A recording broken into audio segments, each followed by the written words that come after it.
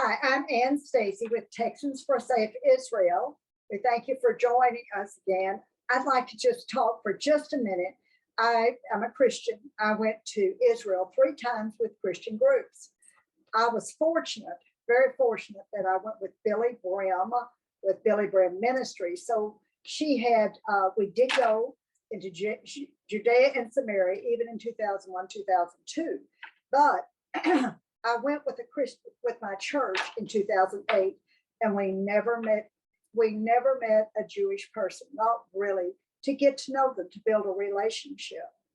And so I had this deep hunger in my heart to go to Israel, but I wanted to get off the bus mentally and to meet people. So I joined a group called Americans for a Safe Israel. They're out of New York, and it is almost all Jewish, like 99%.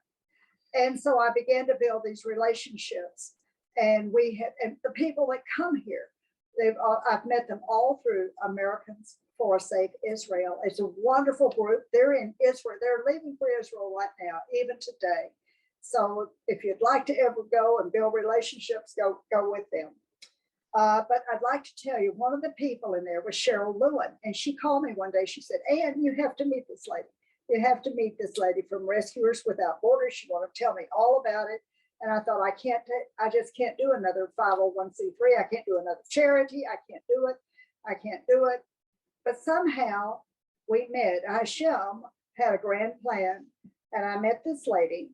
And I just want to tell you, one of the things, we're going to talk about her organization, but something that she helped me with.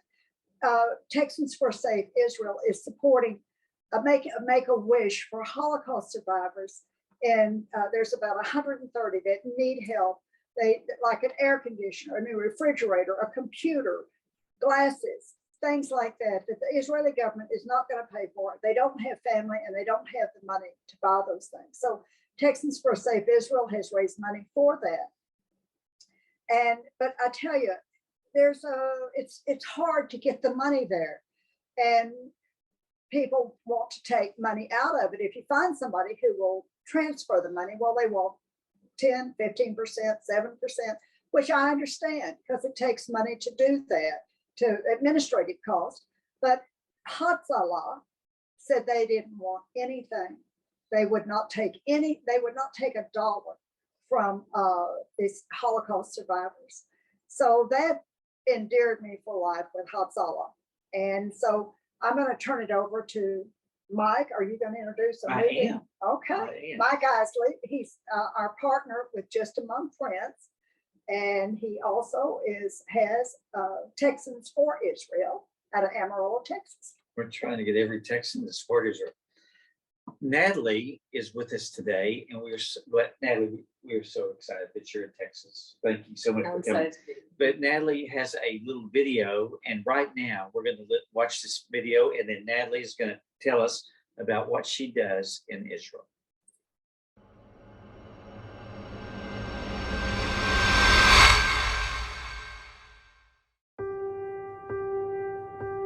Hatzalah was established in 2000 in Israel at the beginning of the Second Intifada. Its goal: train rescuers, doctors, and paramedics, equip them with advanced first aid kits, and alert them through our emergency dispatch. Thanks to more than 1,000 rescuers who are active all over Israel, the average time to scene of a rescuer is 3 minutes. Rescuers Without Borders organization works shoulder to shoulder in total coordination with MADA, the police, and IDF. When a terrorist attack, a traffic accident, or a domestic accident occurs, our rescuers spring into action. They save thousands of lives each year. Our action is widely acknowledged, as attested by our Prime Minister and the head of Tzal Medical Command, Aliyah. These are volunteers, these are ordinary people just like you, who decided to do something. And what they do is to offer emergency first aid help to the victims of terror, victims of road accidents. Sometimes the two are the same. And these are actually saving lives as we speak. The military medical officers and the great people of SSF and Hatzalah, they meet together in the field. Our rescuers' professionalism and equipment save lives, says the ER chief of Shaarei Tzedek Hospital in Jerusalem. First treatment of the critical wound patient, the first minutes, the first time of the treatment of the patient really depends mostly on the paramedics on the field and the equipment that they have. Gilad, severely injured by a terrorist, was saved by our rescuer Ofer. כמו שאתם יודעים, אני נפצעתי באורך אנוש, ובאמת האחוזים שלי לשרוד היו קרובים לאפס, ורק תמשיכו ככה, כל הכבוד, באמת. ציל פצוע שהעורק הראשי לצוואר נחתך לשתיים, והוא נמצא במרחק של 40 דקות בנסיעה מיחידת הטראומה, הסיכויים הם נמוכים, והזרקורים צריכים עליהם. Aviv, ran by a truck in Jerusalem, was treated by our rescuers. I was severely wounded, and a rescuer was able to save my life against all odds. After months in rehab, I wish to thank the rescuers and the people who donated the equipment that saved my life. Just a few weeks ago, where I live in Har Havron, a man in Ma'on had a heart attack. Within 3 minutes, a volunteer down the street ran with his pack and the defibrillator, gave him 3 shocks, and saved his life. I arrived in short order, and I was able to save him thanks to my equipment. The next time I woke up in Hatzalah hospital, and Baruch Hashem, now I'm here to tell the story. And thank you to everyone for saving my life. Ta'el was burned by a Molotov cocktail that was thrown on their car, her mother tells us. We were at the scene within 2 minutes and we treated the little girl's burns. When the tsunami hit back in 2005, our international department dispatched a team to Sri Lanka. They treated over 2,500 people. Their action was broadcasted all over the world. Having teams present everywhere is one of our core principles, which has proved its value again and again. We have rescuer teams in 14 countries, so rescuers can arrive on the scene in no time. Our rescuers have made Israel proud in Burma, Haiti, Mali, Nepal, the Philippines, Mexico City, St. Martin, and in many other places. Rescuers Without Borders rescuers are renowned worldwide for their professionalism thanks to our unique emergency simulation mobile unit. The unit is used by our rescuers and by IDF Medical Command. In 2018, rescuer teams from 6 countries came to Israel to learn tactical medicine with our mobile unit.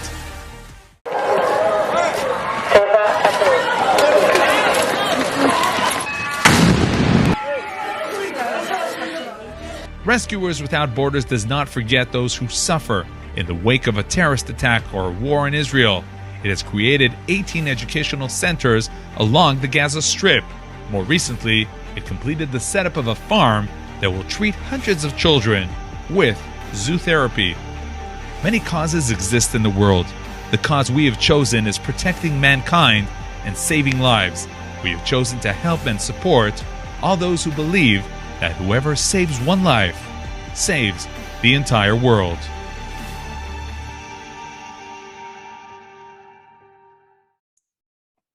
So that showed you pretty much what Hatzalah, Yehuda, and Shomron, the rescuers, the medics, what they do day in and day out. And it is, you don't really notice these people. They are not walking around saying, look at me, I'm a hero. They're quiet, they're humble. These are mommies and daddies who have regular jobs, regular lives, regular challenges. Some of them don't even have jobs. We even have a fund for these people to help them. I had to call them myself when I went into labor years ago, and my husband had a heart issue years ago. This is the Red Cross, okay? This is the Red Cross of the West Bank, okay? Forgive me for saying that, but these are the ones you call when you need help.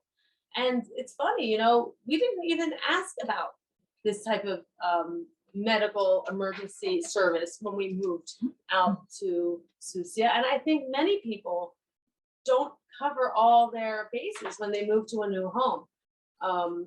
They just maybe assume there will be a medical service. They trust there will be a medical service. They look maybe at the house and the school, but they forget about What do you do in the middle of the night if I fall down the stairs and my kid breaks his leg?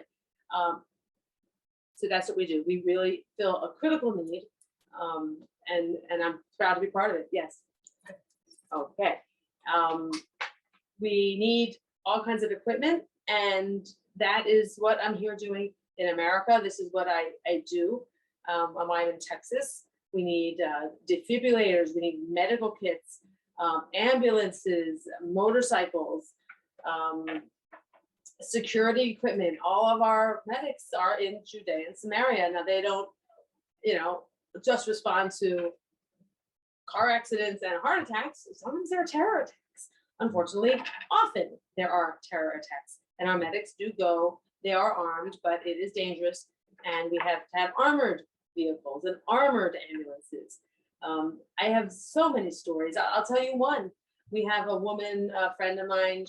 Now we're friends. She's a medic, and she did not have a gun, and they responded to a call in an Arab village, and they were loading the boy onto the stretcher, and they saw the town waking up and the people coming out of their homes very curious, not happy, not friendly, and they had to make a decision. What are we going to do? And her partner, who had the other end of the stretcher, was a man, and he had a weapon, and she decided then and there, like, I've got to get trained. I got to get a gun. These are just things, concerns that maybe they don't have in the cities, that people maybe living in a very safer or a different kind of life in Israel don't have to consider. These areas, Judea and Samaria, is still very much the Wild West. And we are the only ones who are going to come help you. We are first. We are living there. There's no clinic. There are no 24-hour clinics. There are no hospitals. Magen David Adom, the national service, they don't have stations where we live. We work in complete coordination with Magen David Adom, the IDF, and the security forces in these local areas. And we are totally connected to them on our communications. And we're the ones out there quietly doing the work. And we really need support. So if you can do that, you can help us. We're a 501c3. You will get your tax receipt. Add us to your charity list. It will go so far. We punch way above our weight. Thank you. Thank you, Natalie. What website can people go to donate? www.hatzalah.org.il. HATZALAH. Thank you. Thank you.